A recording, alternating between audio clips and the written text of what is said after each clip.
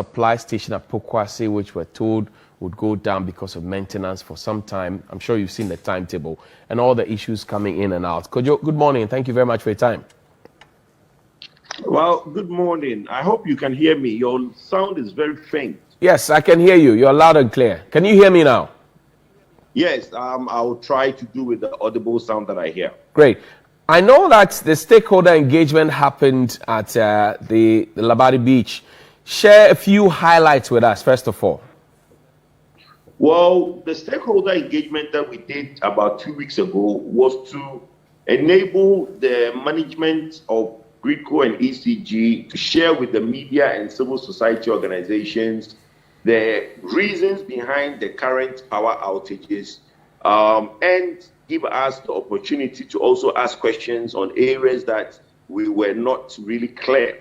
And I think it was very frank and open discussion. We had the minister who came in to give us the opening remarks, and he left afterwards to enable the management of ECG and GRICO to be able to dialogue with the civil society and media frankly and openly.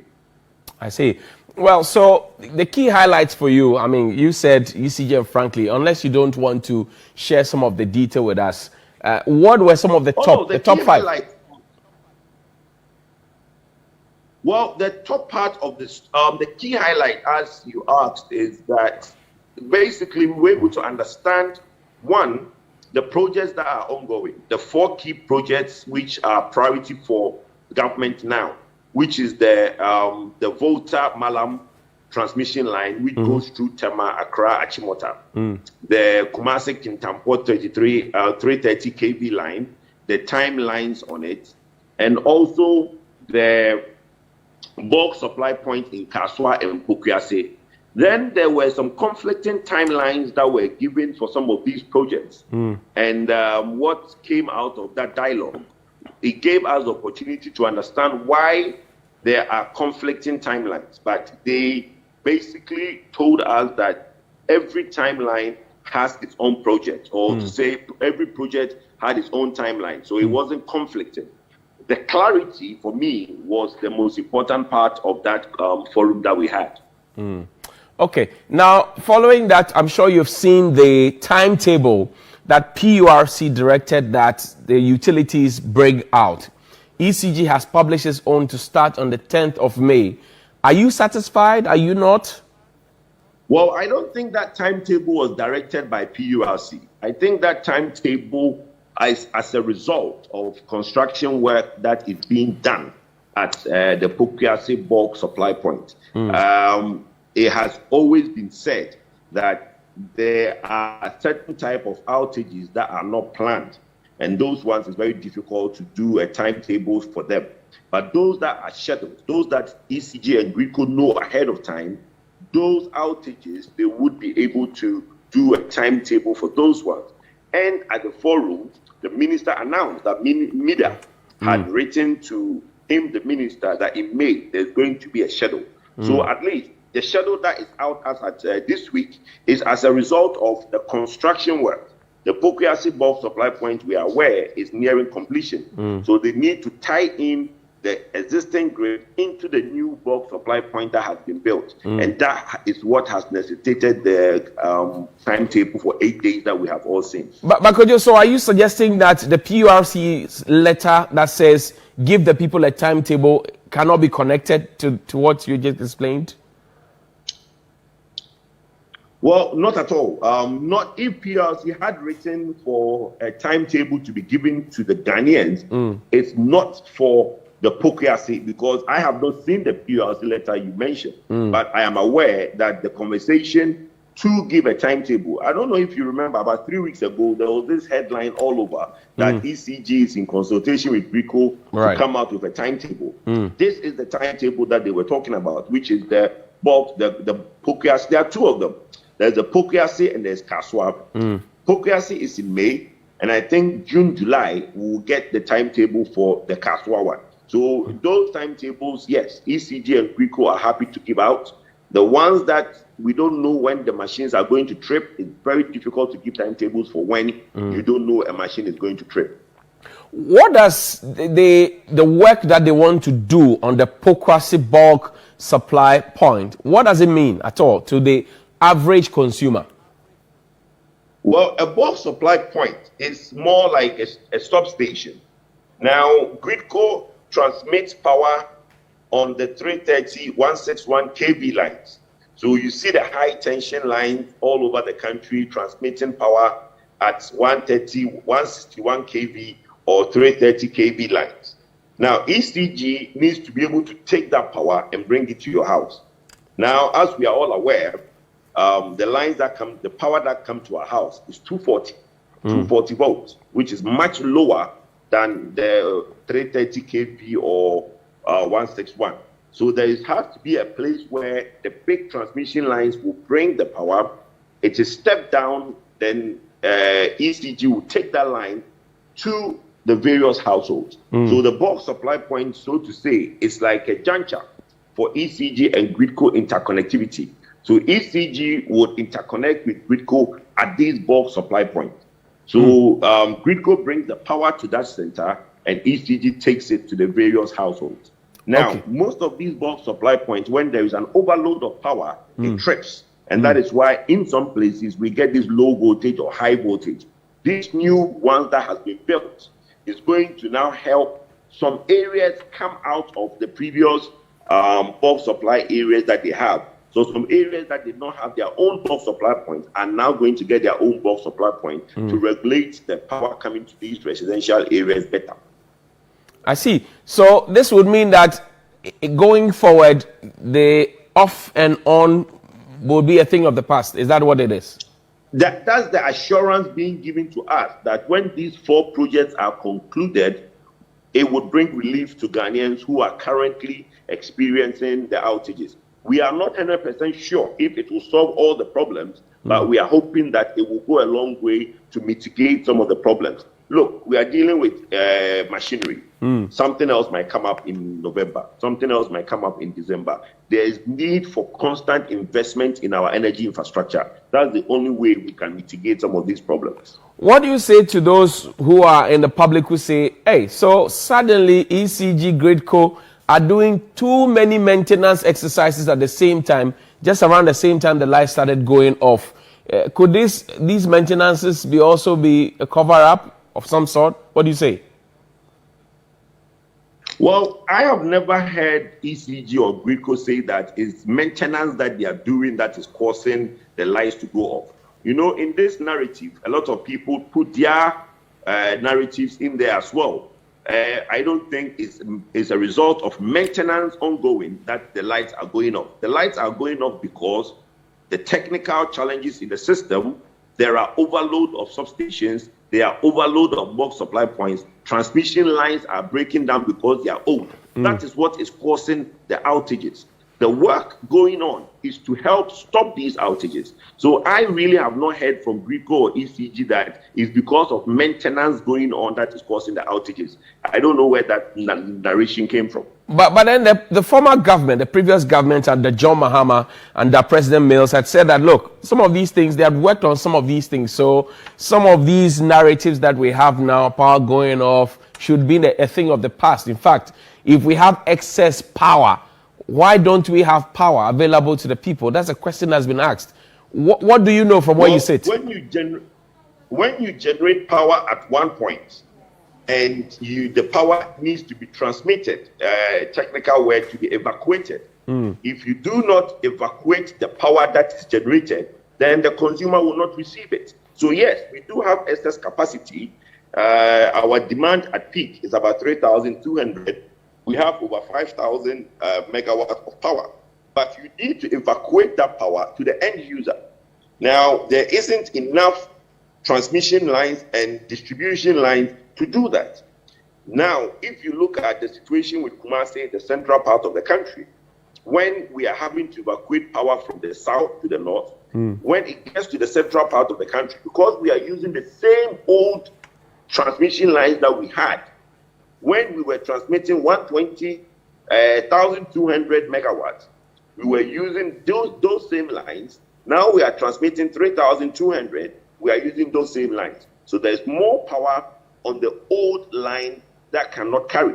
So then the machine will trip or it will break. So I don't think the issue of having generation, which is the old situation, will resolve that. Now we need constant investment in the distribution and transmission. It's not something that you can just do 4 projects or 5 projects and just rest on your laurels. You need to constantly invest in these transmission backbones. Is there a money problem? Well, I have a narration for that. Tell me. If you do not invest constantly, it means you do not have the money or your priority is wrong. So yes, that is a money problem. But if you are in the situation as we are in now, we are in a technical situation. So when you get into the problem, it's a technical challenge. In the long term, if you do not invest the money, yes, it's a money problem. But I don't think it's a money problem now, because even if Ministry of Finance give $1 billion today, it will solve the problem, because you need to plan, draw, engineer, and execute. And unless you are able to plan that ahead of time, having all the money in the world doesn't solve when you have the problem. It's like having all the money underneath your bed and your generator goes off at 1 a.m. You have the money, but your generator is fault. So at that point, it's not a money problem, it's a technical problem. So, for example, let me take you back. The Pokwasi issue that you mentioned, the 330 kV and all those things that have to be done there, which is why the lights would have to go off at some point, maybe 10 days, and we have the calendar. It lists communities that take their power from this area. For all the other communities that are outside this area who are getting power outages, what will be the explanation? What were you told? Well, as I explained earlier, there are 2 problems in the country as we speak.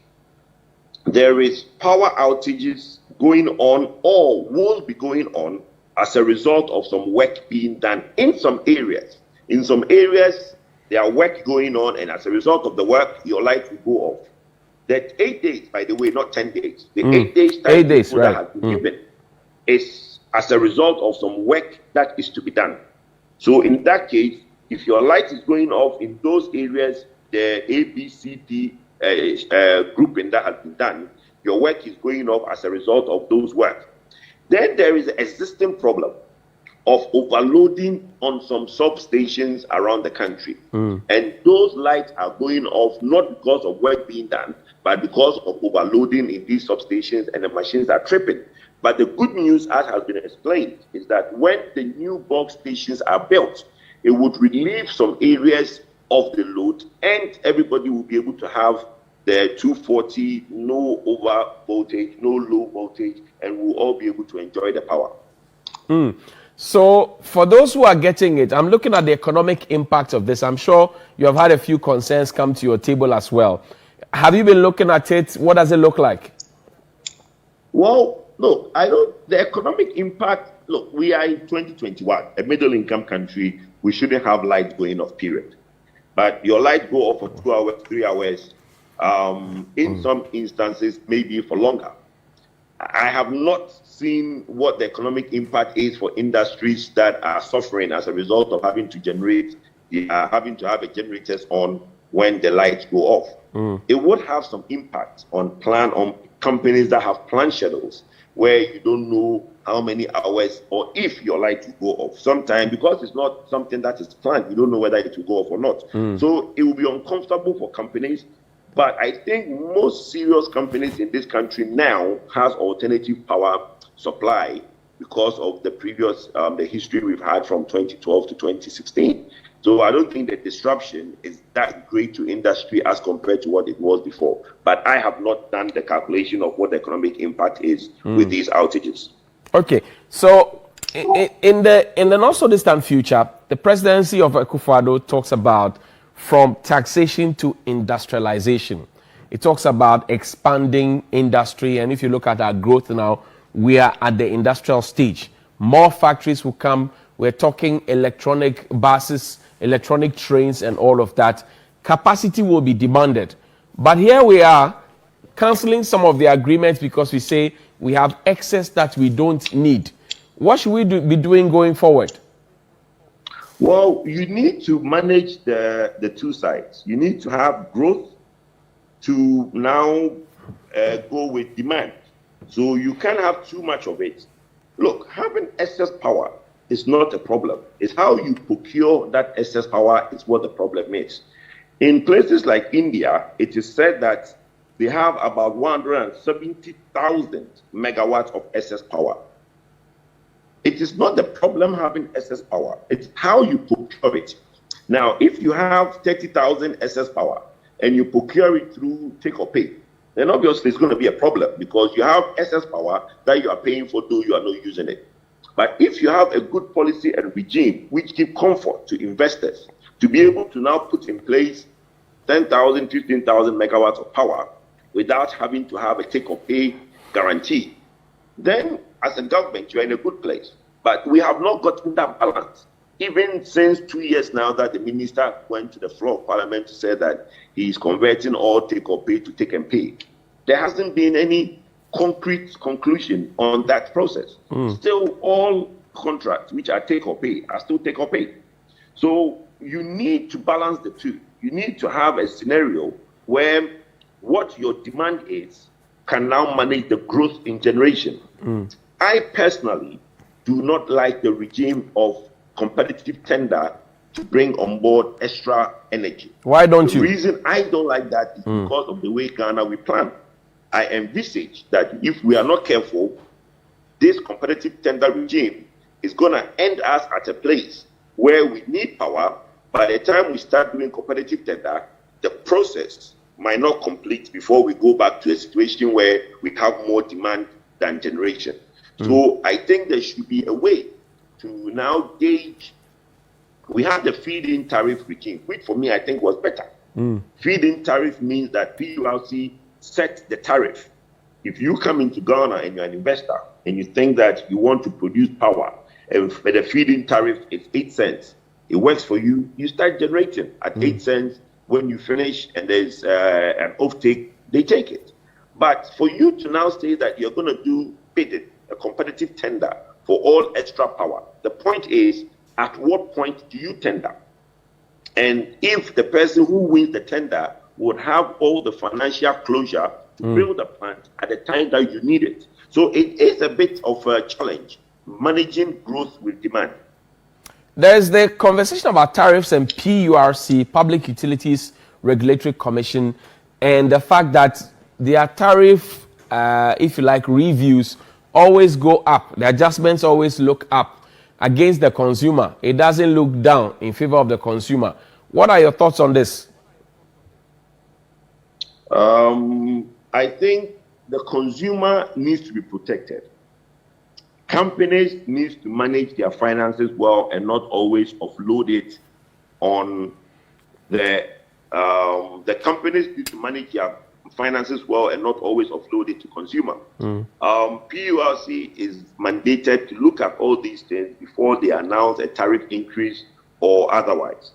I think we should leave that space for PURC to do their work. I have some feeling that all the generation company, all the utilities might not get what they are asking for. Every year, ECG has always asked for increase in tariffs. It's not always given to them. In 2017, we had a reduction. In 2019, we had a little bit of an increase. I don't know what's going to happen this year, but let's watch that space and see what happens. Do you foresee that tariffs will go up? I don't know. I have always said that it's a two-pronged approach. We need money in that sector because we did not go ahead with the compact, which would have brought in the PSP to bring the needed investment into the sector.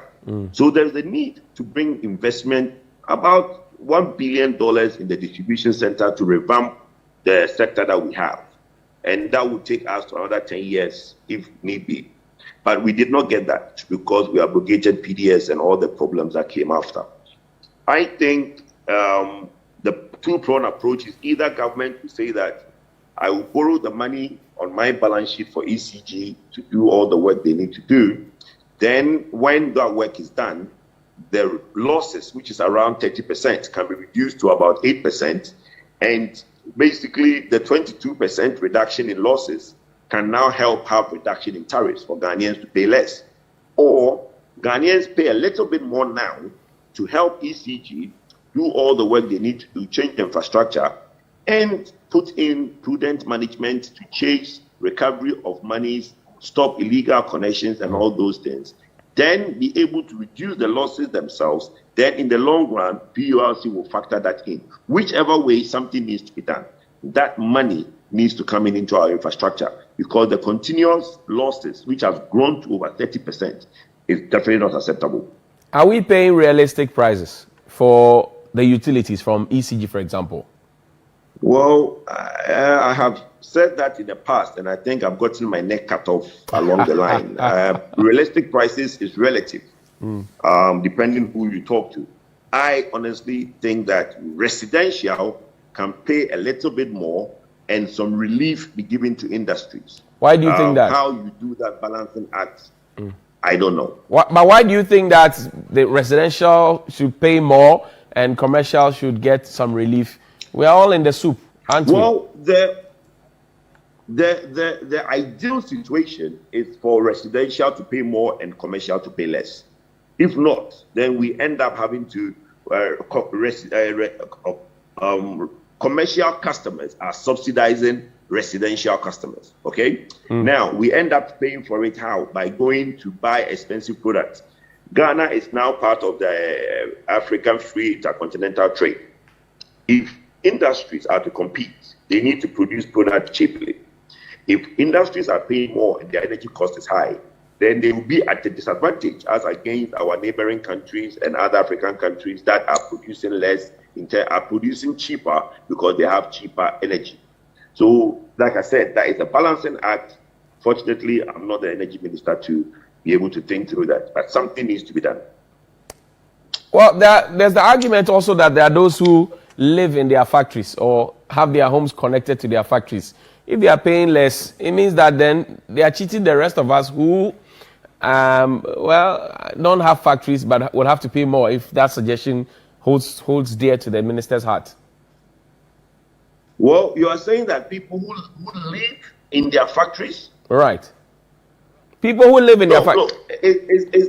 No, there are people who go to connect electricity, go and acquire meters and say that it's a residential. Meanwhile, they are doing work in the house. So that is what I think happened. Okay. So people will go and take a residential meter, but do work in the house. Some people go in and take a commercial meter. So, like I'm saying, if commercial are paying less, then people would rather take the commercial meters, and live in those areas to now make it look like they are paying less. But now the trend is taking residential meters. But Kojo, doesn't the ECG, for example, have a system by its billing mechanism to be able to identify that Kojo has bought 5,000 cedis of credit for a semi-detached house because they come round to check once a while in a month? That's suspicious. Doesn't ECG have that mechanism to check? Well, ECG doesn't, like you said, they come around to check. So maybe when they come around the houses, they will know what's going on if you are running a commercial venture on a residential meter. But if you are buying 5,000 a month, it doesn't mean that you are using all 5,000. Maybe when the consumption is high, then it should be a red sign or a signal to say that why is this person consuming so much in the household. But the good thing with that is that there are various bands of tariffs. If you are consuming 5,000 a month, then it means you go into a higher tariff of band and you pay more electricity bill. So if you are consuming, let's say 150, there's a band you pay. If you are consuming higher and higher and higher, the band you are in goes up. So you pay more for electricity if you are consuming more. Okay. The point is, I think that it's not for ECG to come and interrogate people why you are using 5,000 cities worth of electricity a month. Well, we have a lot of electricity that we want people to use. So for me, I don't think that's a problem for ECG to go around telling people how to use electricity. Finally, for me, there's the question of wastage in the transmission process. Who pays for that? Well, we do. Transmission is about 4.7%, which is power that dissipates on the transmission line. That is factored into the tariffs we pay. Then the 30-odd% of losses in the distribution lines, which is for technical and commercial, we pay. So we are looking at about 35% factored into our tariff just due to losses. That's why I'm saying that if the necessary investment goes in, then you would be able to reduce that, and in the long term, me and you will pay less.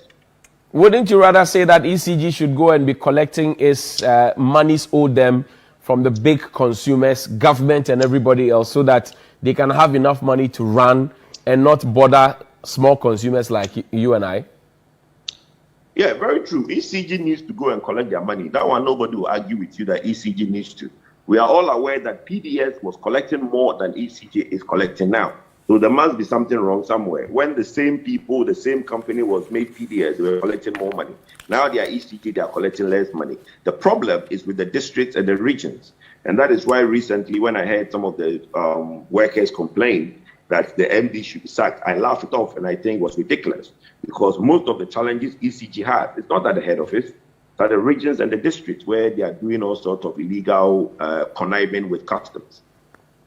Kojo, I thank you very much for your time this morning. Unless you have something quickly you want to add before we go. No, thank you very much. Nice talking to you. That's Kojo Poku. He's an energy analyst and is a resource that we engage every now and then on our platform here. I hope you've been served some good information this morning. But quick one, a happy 4th wedding anniversary to Mr. and Mrs. Yeboah at 37 Bandline. This from Mavis. Also, a happy birthday to Deacon Martin Benjamin Adi. It's your birthday today. To Mr. and Mrs. Awe, you're 30 years as lovebirds together. Happy anniversary to you. And yesterday, Mrs. Awe, was your 59th birthday. Happy birthday to you. We celebrate you in every way that we can. To Praise Nutakor of the UNDP, it's your birthday today. Praise. Happy birthday to you. Pass some of the cake round. And to Susie Paraizo, it's your birthday today. You're the last born of the Paraizos. And Mrs. Shiba Tete of the St. Andrew Anglican Church, it is your birthday today. Happy birthday. And last but not least, Deborah Benjamin Addy wishes the husband Martin a happy birthday to you. We'll see you after the break. There's more here on New Day. You know that TV3 Talented Kids finale is coming up. You've seen the starlets, as I like to call them, but we're bringing you yet another that you would never ever regret. Take it away, Zero. Lexus, I'm so when you order. Can't tell my tongue, how do we do? Yes, my brother. Secret admirers, a flashy winner. Yes, I'm anymore. What do we do, dear? What do we do, dear? I don't see me say, who bet on me? Oh, catch me say, who bet on me?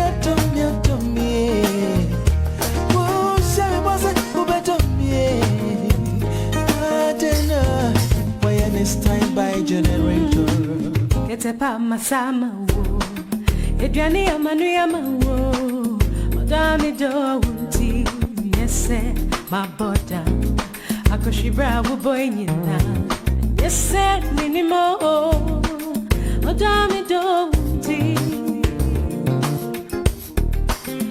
Daha madama wo. Masua mayama wo. Odami do unti. Yes, my butter. Who girlfriends and prefer you now. Yes, minimo. No, don't me don't. Yes, my butter. Ooh, see me say, who bet on me? Ooh, catch me say, who bet on me? I don't me. Ooh, show me go say, who bet on me? Why am I stand by generator? Ooh, see me say, who bet on me? Oh, catch me say, who bet on me? Oh, show me say, who bet on me? Martin, why am I passa? You're paying,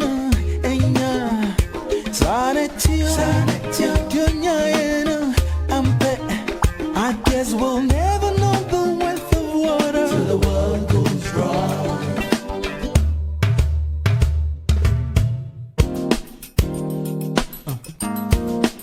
Why you no pass that so? Hey G, why you no pacha pacha?